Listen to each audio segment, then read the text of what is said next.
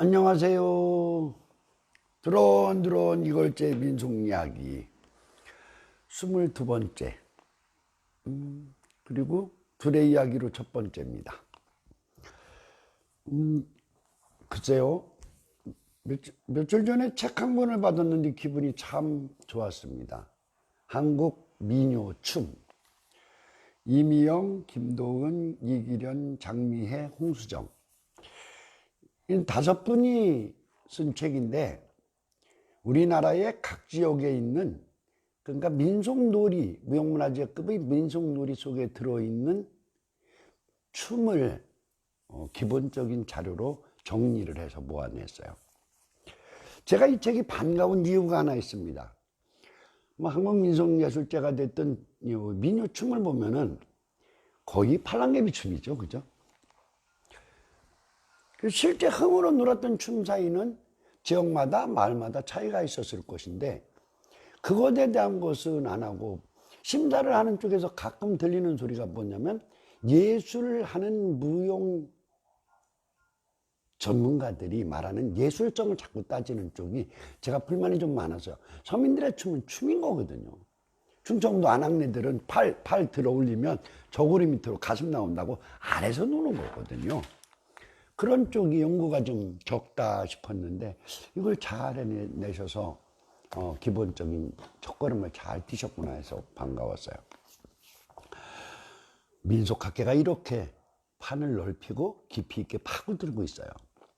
그런 얘기로 이번 시간을 시작하겠습니다. 둘의 이야기. 둘의. 제가 둘에 대해서 책을 쓴 것이요, 2003년도에 지금 공주의 둘에라는 책을 썼죠. 이 책에서 이 책을 쓰면서 둘레를 쭉 했는데 읽을 때 편안하게 읽게 하기 위해서 둘의 이야기라는 제목으로 소담이 얘기들을 쭉 써놓은 게 있어요. 이 책이 그거 들어있는데 그 얘기를 하다 보니까 15번 갖고는 안 되겠고요. 20번 정도 갈 것도 같아요. 근데 저는 이 책을 쓴 이후에 또다시 이제 한 15년 가까이 이제 둘에 대한 것. 지금도 이제 민속 체력을 들어가면 마을 둘에는 기본적으로 물어보고 들어가거든요. 그래서 이제 그런 쪽으로 해 나가면서 제가 느낀 새로운 쪽의 느낌을 더해서 한 가지요. 제가 이렇게 지금 여기서 주장하는 것들은요, 학계에서 공인된 얘기는 아닙니다. 체육과 이걸제가 34년 정도 다니면서 둘레를 쪼가리로 모은 것을 갖고 받은 느낌을 정리해서 말씀드리는 거라는 건 먼저 좀 변명처럼 말씀을 드릴게요. 첫 번째, 두레두레 하는데요. 이거 왜 생겼을까요? 처음에 생긴 이유. 물론 그것이 어느 지역에서 누가 시작했다고 하는 기록도 없는 것이고 오랜 기간 동안 그것이 지역마다 특징을 따로 가지고 발전해 왔어요. 근데 저는요, 이게 왜 생겼을까에 주목을 했었어요. 왜 생겼을까요? 결론으로 말하면 같이 살자입니다. 누가? 농민들이.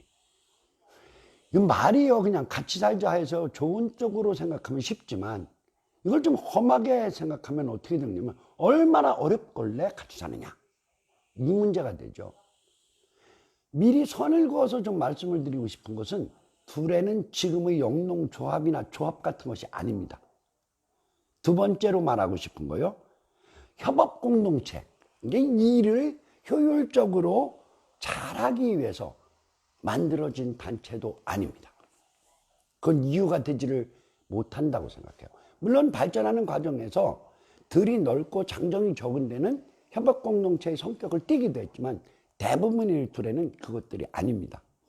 그렇다면 뭐 때문에 만들었을까요, 이거?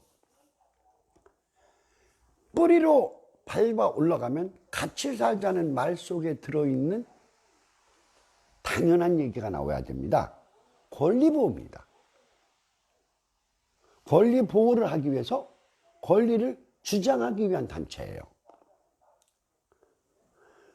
그렇게 시작됐다 하더라도 나중에는 친목도 마을 따위의 영농 관리, 농민들의 화합, 또 즐거움, 이런 것들을 더하고 예술적인 성격들로 발전해서 둘에는 풍성하지만 뿌리로 올라간다면 저는 지금으로 말하면 노조 같은 거라고 생각합니다. 농민들, 마을 단위. 노조고요. 거기 것이 발전하는 성격에서는 친목도모를 우선으로 하는 계모임의 성격이, 전통사회의 계모임의 성격이 더해져서 발전됐다고 생각해요. 왜 이렇게 생각하느냐고요? 이건 사회적인 우리나라의 그 뭐라고 할까요? 배경을 좀 살펴볼 필요가 있습니다. 16세기, 17세기로 와서 조선조가 이제 그 좋던 나라의 기강이 자꾸 흔들리죠. 영조 이후에는 나라의 기강이 진짜 처절하게 흐트러지는데, 그 중에서 이제 노론, 백년 독재 뭐 이런 것들이 왕권을 흔들고 하면서 이제 더욱 심해지고 하는 것이지만, 이 과정에서 상업적인 것들이나 이런 것이 발전하면서 양반 중에 지주, 대지주가 출현한다는 것이 큰 요인인 것 같아요. 조선조 말에 정부가 얼마나 부패했는지는 목민심서나 뭐 여러 가지의 사회적 구조를 볼 때, 우리가 역사 시간에 배운 걸로 볼 때 우리나라 양반 문화를 일제가 그렇게 비판적으로 말할 수 있도록 만든 사회적 현상들이 일어나는 거죠. 처음부터 그랬던 건 아닌데요. 근데 이거는 그런 것 같아요. 이것도 제 개인적인 생각이지만, 조정의 힘이 닿지 않는 먼 고장일수록 심했던 것 같아요. 어디요?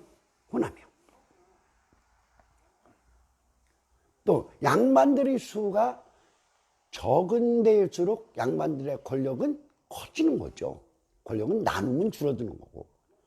그런데 중앙 관료들이 내려보내는 힘이 빨리 닿는 곳일수록 그래도 못돼 먹은 짓을 하는 양반들을 통제했는데, 그게 안 되는데 그 사람들이 지주가 되는 거죠. 대지주가. 공주 땅의 김갑순.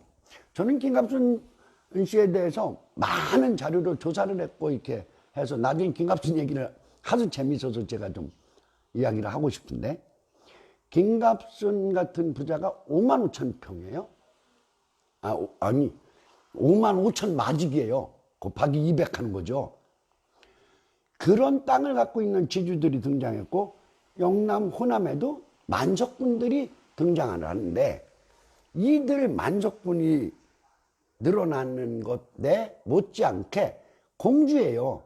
삼천석 부자가 7명, 천석 부자는 수도 없이 많다고 그래서 외지 사람들이 공주에 와서는 돈 자랑하지 말라고 그랬어요. 물론 옛날에 관찰사에 있던 도청수제니까 그랬겠지만, 그러한 제주들이 늘어난다는 건 뭘 말하느냐? 간단하죠. 농민들이 소장농이 되는 거죠. 내 땅 갖고 농사 못 짓고. 그러니까 그 어느 정도는 그런 차이가 적게 살던 조선주의 기강이 깨지면서 농민과 지배와 피지배의 계층이 어디에서 발생하느냐? 마을에서 생긴 거네요. 마을에서. 또 하나의 피해는요, 서원의 피해입니다. 서원. 공주에서도 서원에 대한 이야기들을 이렇게 들어보면서 놀랬던 거. 그 서원이 무슨 재산이 그렇게 많냐고요. 재산이 뭐예요? 돈이죠. 그러니까 서원에 소작을 짓는 사람들도 늘어날 수밖에 없는 거고요. 대원군이 서원을 철폐한다고 할 때 농민들이 저는 환호했다고 생각해요. 환호. 그냥 말 못하고 응원하는 게 아니라, 이게 어디서 나타나느냐면요, 민요에서 나타납니다. 충청권의 민요에서 뭐 집터 다지는 소리, 또 뭐요 저기 논 매는 소리, 장여 행장 소리, 이런 데서 꼭 나오는 말이 있어요. 뭐냐고요? 양반의 조종은 대원이 돼감이래요. 조선조에 그 많은 양반들의 대장이 누구야? 그 대원군이래요. 왜 그랬을까요? 서원 그 막강한 힘을 갖고 있는 사람들을 한 번에 없애버렸잖아요. 그것이 대원군을 민요 노래로 칭송하게 만들 정도 환호했던 거예요. 서원의 철폐는 거꾸로 보면 그렇게 본다고 하면 되죠. 또 하나 굉장히 중요한 요인이 있습니다. 그게 뭐냐면 세금입니다. 조선조의 세금 구조는요, 정확히 제가 연구를 한 건 아니지만 조사 현장에서도 들었던 얘기들이 뭐냐면 지주가 내는 거래요, 세금은. 지주가 낸다는 얘기는 무슨 얘기예요? 소작농들은 안 낸다는 얘기죠. 그거는 아마 처음에 시작을 할 때는 백성들, 민초들에게 그나마 세금의 어려움을 적게 하고 효율적으로 지주들만 내면 되는 체제로 생각해서 만들었을 거예요. 근데 이것이 지주들에게 수탈의 명분을 줍니다. 그게 뭐냐면 타작을 한다는 것이 뭐냐면 도지를 먼저, 땅을 빌리는 돈을 먼저 주지 않고 농사를 지어서 반반 나누는 거예요. 그게 타작입니다. 5대 5입니다. 그런데 양반들은 세금을 내가 낸다는 핑계로 그것을 6대 4로 하는 것이 거의 전국적인 현상이었어요. 또 하나 역사적인 쪽에서 재미난 사건이 뭐냐면 수세, 물세라고도 하고 수세라고 하는 물을 대서 농사진 세금은 정부가 직접 영농자, 그러니까 소작농을 포함한 농사짓는 사람들한테 받았는데 이것의 폐해가 얼마나 심했으면 그 유명한 만석보 사건이 저놈의 보로 물대면 세금으로 뺏기는 것 때문에 우리가 죽는다 해갖고 만석보 두드려 부시는 사건이에요. 이 세금으로 인해서 받던 피해가 커지고요. 그것은 어떻게 해요? 물이 귀하면 농사짓기 어려운 데가 어디냐면 그게 호남평야입니다. 먼저 시간에 제가 말씀드렸죠. 제가 이리, 그 전에 이리, 그 다음에 뭐 전주, 완주, 김제, 만경뜰에 가서 모내기를 해봤거든요. 그랬는데 그 전에 손모를 심을 때 해봤는데 거기는 모래 성분이 굉장히 많은 땅들입니다. 춘천도 땅하고 전혀 달라요. 그러니까 가뭄이 들면 어떻게 해요? 농사 피롱하는 거죠. 물이 중요한 겁니다. 그러니까 수세에 관련된 부분은 굉장히 중요한 거죠. 자, 지금까지 얘기한 것만 갖고 농민들의 현실적이 얼마나 암울했을까를 생각하면 됩니다. 농민들은 내 땅 없이 소작농화 됐어요. 내 땅이 있다고 하면 내가 농사진 것을 100을 갖는데 남의 땅을 지어주면 40밖에 못 받는 거예요. 100에 40밖에. 굶어 죽는 사람들이 생겨나는데 조정에서는 살려주지 못합니다. 호남평야는요, 이런 말들이 있어요. 한 해 농사 풍년이 들면 3년 먹고 살아도 남는다고 그래요. 그런데 흉년 들면 아무것도 없는 거예요. 들이 넓으면 어떤 현상이 벌어지냐면 나물 뜯어먹을 것도 없고요.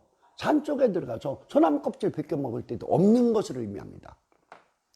바닷가는요, 조개라도 캐먹는데 그것도 없어요. 그래서 호남에 기근이 들어서 난리가 나면 그 사람들이 전부 유랑인으로 나와서 떠돌다가 다음 해에 농사 질 때에 다시 들어가는 현상이 반복되는 거죠. 굶어 죽는다고요. 이러한 배경 때문에 두레가 생성된 것 같아요. 거기서 가장 중요한 말이 있습니다. 같이 살자입니다.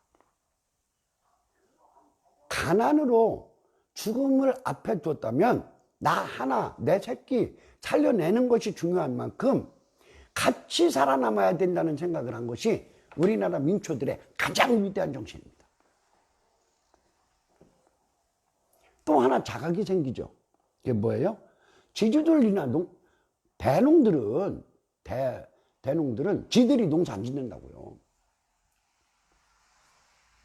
우리가 안 줘주면 3년 한 번 농사 져서 3년 먹고 살게 생기던 김갑순이가 됐든 농사 우리가 안 해주면 못한다고 하는 자각이 생기는 거죠.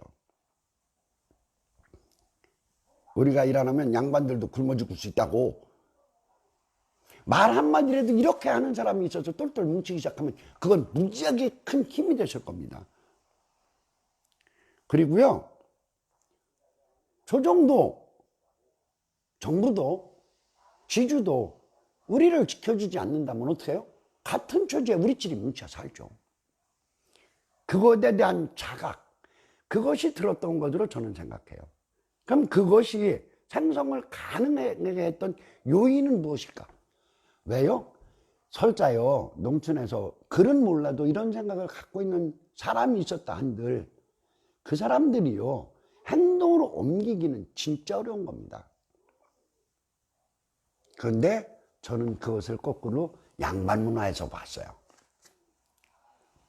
우리나라의 양반 계급, 양반과 평민과 천민 세 계급 속에서 가장 빛나는 하나를 말하라면 양반 문화에서 가난한 양반들의 존재입니다.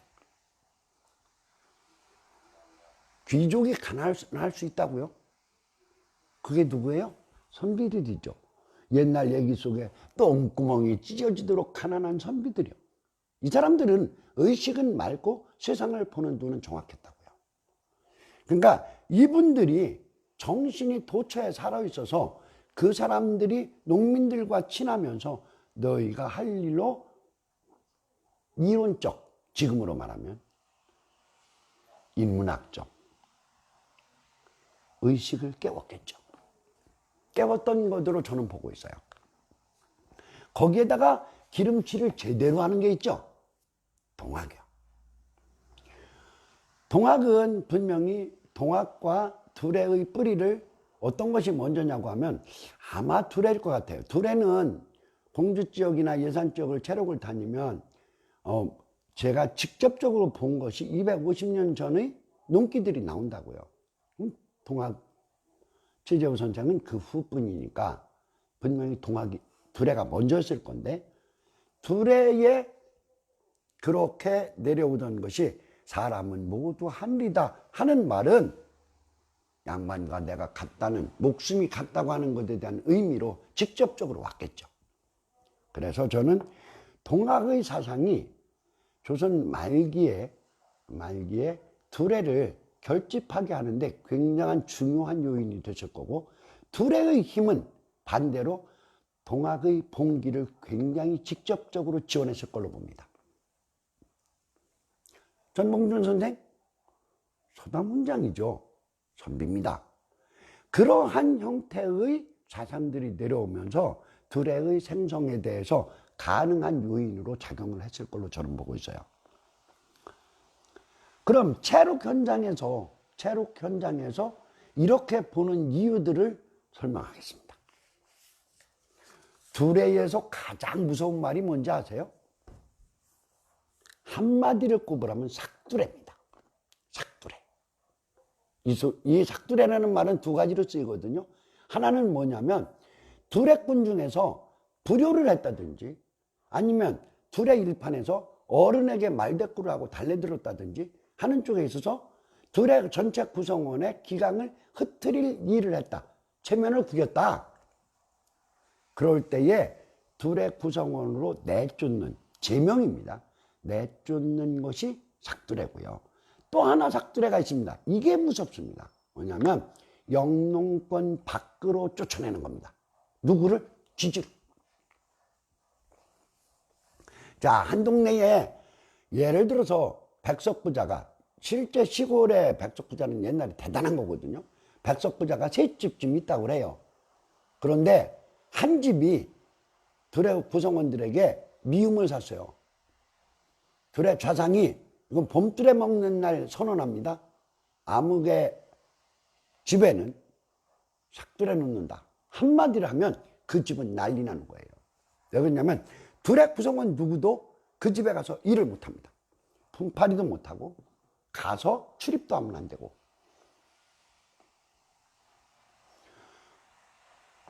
삭두레가 양반집에 터진 사례로 보면 재미납니다. 이건 그 집에 모습 안 갑니다. 모습 가면 어떻게 해야 되는지 아세요? 다 동네 가서 일꾼을 품으로 다 사다가 1년 농사를 지어야 돼요. 근데 농사씨는 엄청 많다고요. 낮에 일하고 밤에 다니면서 일꾼 얻어요? 남의 동네 가서? 돈 먼저 싸질면 지고 가서? 그러니까 안 가고요. 그런 집에 머슴살이를 갈 때는 보통 머슴이 1년에 쌀 7가마 받는데 10가마든 9가마든 추가로 주지 않으면 머슴 안 가요. 그리고 그렇게 되는 형태가 되기 때문에 지주는요 아주 몸살을 앓게 되어 있습니다. 한 해를. 그 다음에 어떻게 하겠어요? 굽혀야죠. 이래서 노조라고 하는 거예요. 또 하나요. 둘의 공동작업, 둘애가 공동작업을 하는데 그것이 한물둘에, 두물둘에, 세물둘에, 네물둘에까지 있어요. 모내기서부터 논 세 번을 다 매는 것이 네물둘에고 한 번만 매는 거, 한 집에 한 번만 매주는 것이 한물둘인데 그리고 두물둘에는 논매기만 2번, 세물둘에는 논매기만 3번을 해요. 근데 이걸 하는 이유가 뭐냐면 장정과 품, 일거리와 노동자의 일당하고 관계가 있습니다. 뭐냐면 모내기 때는요 대개 안 하는 이유가 뭐냐면 장정은 적고 일손은 많이 필요해요. 그러니까 어떻게 둬도 힘없고 가난한 농사꾼들 장정까지도 다 품팔이로 벌어먹고 살 수 있어요. 그때는 안 하는 거예요. 논 한 마지기 모를 심는데 장정 0.7명 들어갑니다. 아니 장정 1명이 논 0.7 마지기를 심어요. 그런데 논 매는 건요 장정 한 사람이 2마지기를 맵니다. 그러니까 논 매는 건 어떠냐면 장정은 적고 많고 품이 적은 거죠. 그때는요 누가 행포를 부릴 수 있어요? 돈 갖고 일꾼 얻어서 짓는 고용주가 너 하고 일 잘하는 사람들만 뽑아다가 논을 맬 수 있잖아요. 그러면 힘없고 일하기 어려운 장정들은 못 가는 거죠. 그래서 그것을 없애기 위해서 모두 공동작업을 하고 공동배분을 하는 겁니다.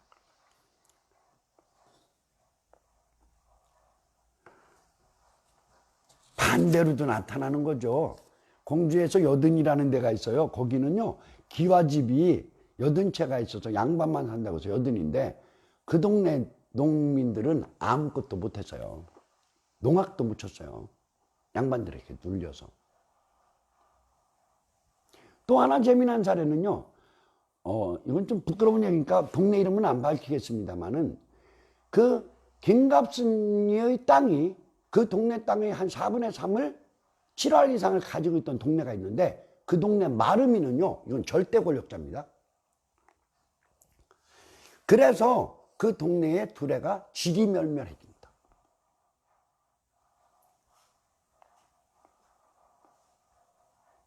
이런 형태로 시작된 거죠. 항거로 시작한 겁니다. 항거로. 권리 보호로. 그런데 그런 것이 앞에서 말한 사회적 배경으로 인해서 지역마다 두레의 성격이 다르게 발전합니다. 호남은요 투쟁적 의미가 굉장히 세습니다. 제가 이걸 어떻게 알게 되느냐면 호남 지역의 두레 조사를 많이 한 학자분하고 공주의 두레를 갖고 얘기를 해보면요 이게 괴리가 너무 큰 거예요. 여기 두레들은 양반들하고 잘 지냈거든요.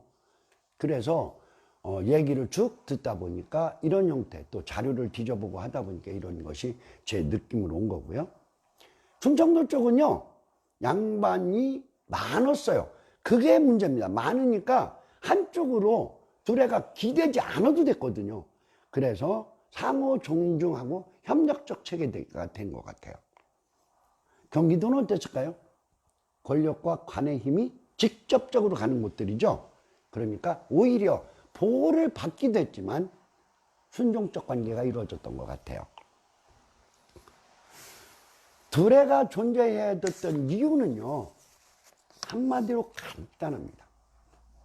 세상이 어지럽고 힘있는 놈들이 핍박을 해도 우리가 뭉쳐서 뭐예요? 같이 살자입니다. 같이 살자. 그 앞에 들어가 있는 같이라는 말 한마디가 얼마나 중요한 건지 그것을 제가 피부로 느꼈을 때에 저는 전율했어요. 내 식구, 내 가족, 내 문중만 살자. 그게 아니고 같이 살자. 그리고 분명히 아닌 것을 아니라고 말할 수 있을 때 우리가 같이 살 수 있는 힘이 생기는 거고, 굶어 죽는 사람이 없도록 만들어서 같이 사는 힘을 보여줄 때야 누가 겁을 먹어요? 지배자들이 겁먹는 거죠. 그게 한국적인 온유한 투쟁입니다.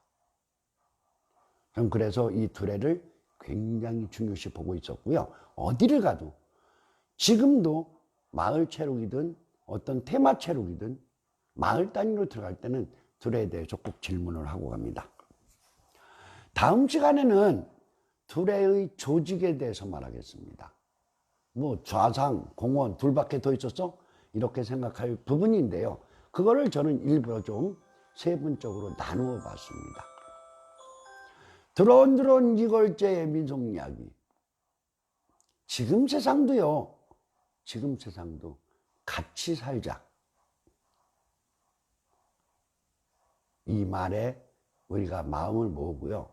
옛날 것은 모두 잘못된 것처럼 얘기하고 서양의 권리나 서양의 가치 기준의 잣대로 우리 세상을 말하는 것이 조금은 더 약해졌으면 고맙겠습니다. 우리나라는 위대한 나라고요. 민초들은 훌륭한 국민이었습니다. 둘의 첫 번째 얘기를 이렇게 마칩니다. 감사합니다.